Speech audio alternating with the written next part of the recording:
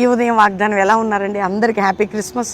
ఎక్కడైనా దుఃఖంతో, వేదనతో, బాధతో ఉన్న క్రిస్మస్ మీ జీవితాల్లో నిజమైన క్రీస్తు ఆనందాన్ని నింపాలని మనస్ఫూర్తిగా కోరుకుంటూ మీ అందరికీ విషెస్ తెలియజేస్తున్నాను. రెండవదిగా ఈ రోజు ఇంకా యేసుని అంగీకరించిన వారు, ఇదే పర్వదినం నీ హృదయంలో ఎప్పుడో వచ్చాడు, ఆయన పుట్టాడు, జస్ట్ ఆయన బర్త్డే మనం సెలబ్రేట్ చేసుకుంటున్నాం. ఇదే కదండి మన పర్వదినాలు.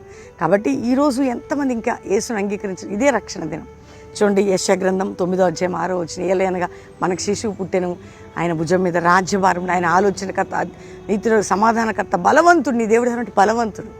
నీ దేవుడు నిత్యుడు అగుతాడు. ఎప్పుడు ఉండే దేవుడు, నీకు ఎల్ల కాలం నీతో ఉండేవాడు. నీ దుఃఖంలో, సంతోషంలో ఎవరు నీతో ఉన్నా లేకున్నా నిత్యము నీతో ఉండే తండ్రిని అన్నాడు.